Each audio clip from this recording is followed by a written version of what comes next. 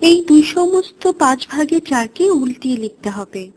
আমাদেরকে যদি বলা হয় কোনো সংখ্যাকে উল্টিয়ে লিখতে, আমরা প্রথমে সংখ্যাটিকে ভগ্নাংশ আকারে লিখব অথবা অপ্রকৃত রূপে লিখব। এখন এটা মিশ্র সংখ্যা আকারে আছে, চলো এটা আমরা অপ্রকৃত ভগ্নাংশ আকারে লিখি। দুই সমস্ত 5 ভাগের 4, একে যদি আমরা ভগ্নাংশ আকারে লিখি, 5 নিচেই থাকবে কিন্তু হর হয়ে যাবে 5 গুণ 2 যোগ 4, অর্থাৎ 5 গুণ 2 হবে 10, সাথে 4 যোগ হবে। এখানে 5 গুণ 2 10, আর 10কে 5 দিয়ে ভাগ করলে হবে এই 2, আর এই 4/5 হবে এই 4/5।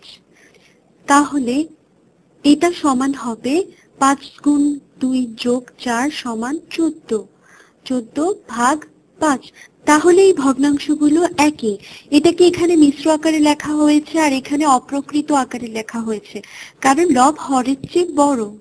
এখন আমরা সংখ্যাটিকে উল্টিয়ে লিখব। উল্টিয়ে লেখার সময় আমরা কেবল হরকে লব বানিয়ে দিব এবং লবকে হর বানিয়ে দিব। আমরা সংখ্যাটিকে কেবল উল্টিয়ে দিব।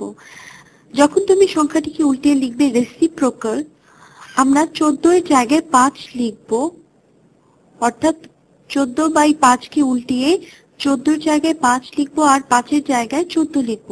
তাহলে 14/5 এর বদলে হয়ে যাবে 5/14। হয়ে গেল।